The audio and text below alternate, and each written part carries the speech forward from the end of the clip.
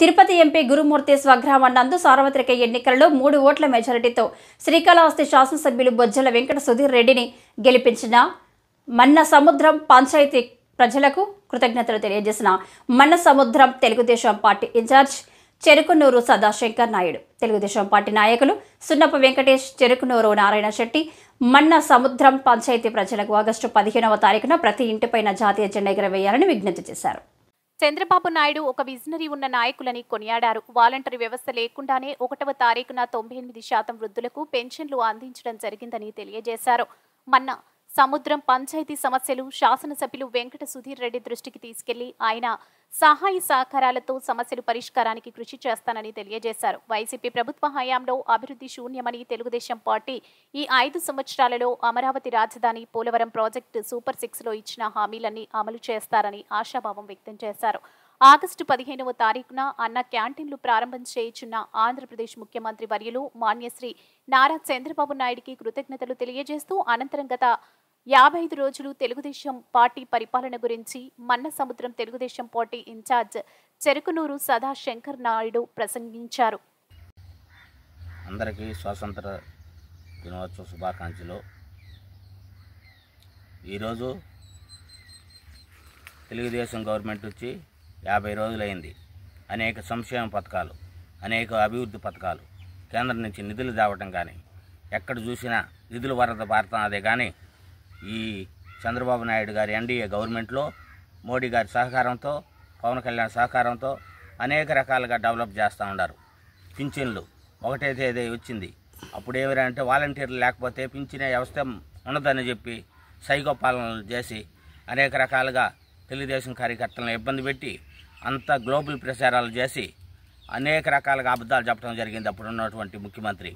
ఈరోజు చంద్రబాబు నాయుడు గారు ముఖ్యమంత్రి అయినాక అనేక సంక్షేమ పథకాలు, ఒకటే తేదీ పింఛన్ అని చెప్పి 4000 పింఛన్ ఇచ్చి 3 నెలలు కలిపి ఫస్ట్ నెలలో 7000 ఇచ్చి చెప్పిన మాట ప్రకారం నిలబెట్టుకొని డిఎస్సి అన్నారు. డిఎస్సిని మీద తొలి సంతకం పెట్టడం జరిగింది.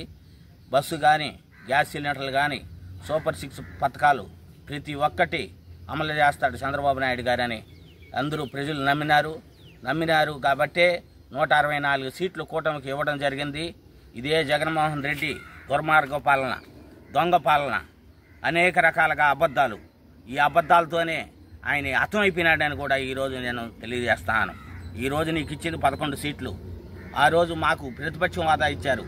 ఈరోజు నీకు ప్రతిపక్షం వాదా కూడా లేకుండా ఈరోజు ఈ ఆంధ్ర జనాభా జవాబు చెప్పినారని నేను తెలియజేస్తాను. అదేవిధంగా ఇక్కడ మేము లోకేష్ పాదయాత్ర కానీ అన్ని ఏర్పాట్లు చేసి ఒక ఎంపీ ఉండే ఊర్లో మేము అనేక రకాలుగా ఇబ్బందులు పడ్డాం. నీ రేషన్ కార్డు తీసేస్తాం, అక్కడికి పోతే నీ పింఛన్ పెరికేస్తాం, నీ అంతు చూస్తామని అనేక రకాలుగా ఇక్కడ ఉన్నటువంటి లోకల్ నాయకులు కానీ ఈ ఎంపీ గారు కానీ వీళ్ళందరూ భయభ్రాంతులకు గురి చేసి ఆ రోజుల్లో చాలా రకాలుగా ఇబ్బందులు పెట్టినారు.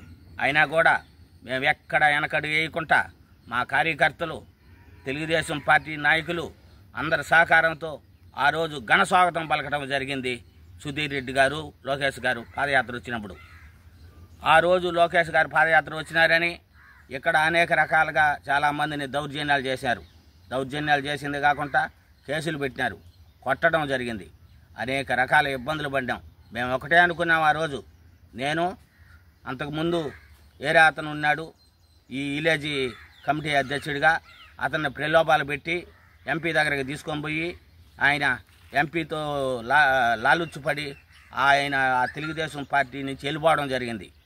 నాకు సుధీర్ రెడ్డి గారు, గురవారెడ్డి గారు ఇమీడియట్లీగా ఫోన్ చేసి అన్న మీరు చూడండి ఈ లోకేష్ గారు పాదయాత్ర వస్తున్నారని చెప్పిన తర్వాత నా శక్తి మేర ఆ రోజుల్లో అందరిని తీసుకొని పోయి దగ్గర ఈ ఒక ఎంపీ ఊర్లో 200 మందితో ఆయనకి ఘనస్వాగతం పలకడం జరిగింది. ఆ రోజు అన్ని రకాలుగా ఆ రోజు మేము చేసి ఈరోజు ఈ ఎంపీ గారి ఊర్లో 2014, 2019 ఇక్కడ వైఎస్ఆర్సీపీ లీడ్లో వచ్చింది.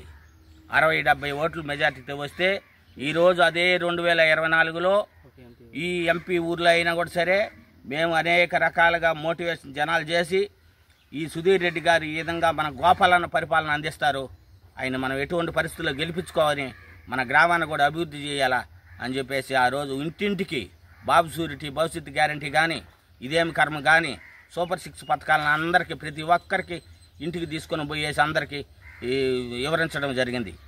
ఆ విధంగా మేము కష్టపడినాం కాబట్టే ఈరోజు ఎంపీ ఊర్లో అయినా 3 ఓట్ల మెజార్టీ వచ్చింది.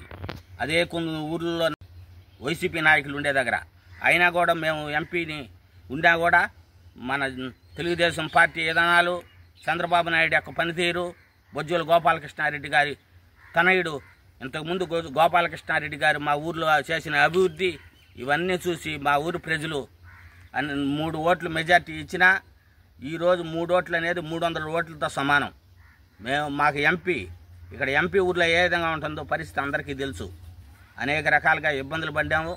అయినా ఈరోజు గోపాలకృష్ణారెడ్డి గారి అబ్బాయి బొజ్జల సుధీర్ రెడ్డి గారు ఎమ్మెల్యేగా అయి ఘన విజయం సాధించారు. ఈ సందర్భంగా ప్రతి ఒక్కరికి మన సొంతం ఓటర్లకి మనకు తెలుగుదేశం మెజార్టీ వచ్చిన దానివల్ల పేరు పేరున పాదాభివందనాలు తెలియజేస్తానని కూడా నేను సభాముఖంగా తెలియజేస్తాను. సోదరులారా, ఈ సైకో పాలన పోవాలి, సైకిల్ రావాలి అని చెప్పి ఆ రోజు మేము ఊరు తిరిగినాం. ఎక్కడ మీటింగ్లు పెడితే రోడ్డు మీదకి వస్తే పోలీసు వాళ్ళు రానిచ్చేవాళ్ళు కాదు. అక్రమ కేసులు, అరెస్టులు, దౌర్జన్యాలు, కొట్టడాలు ఎన్ని రకాలుగా ఇబ్బందులు పెట్టినారు, అన్ని రకాలుగా ఇబ్బందులు పెట్టినారు. వాటి ఏటికి బెదర్లా అదర్లా మా లక్ష్యం ఒకటే, రాబోయే 2024లో చంద్రబాబు నాయుడు ముఖ్యమంత్రి అవ్వాలా, ఇక్కడ బొజ్జల సుధీర్ రెడ్డి గారు ఎమ్మెల్యే అవ్వాలనే దీంతో ఆ రోజు పనిచేయడం జరిగింది. అదేవిధంగా పని చేసినాం కష్టపడి. కష్టకాలంలో మనసందరం ప్రజలు తెలుగుదేశంకి అత్యధిక మెజార్టీ కట్టబెట్టి ఈ తెలుగుదేశం గవర్నమెంట్ రావాలని, ఈ దౌర్జన్యం పోవాలని ఒక సంకల్పంతో ఈరోజు తెలుగుదేశం గవర్నమెంట్కి పట్టం కట్టి గోపాలకృష్ణారెడ్డి గారి అబ్బాయి బొజ్జల వెంకట సుధీర్ రెడ్డి గారిని అత్యధిక మెజార్టీతో గెలిపించడం జరిగింది.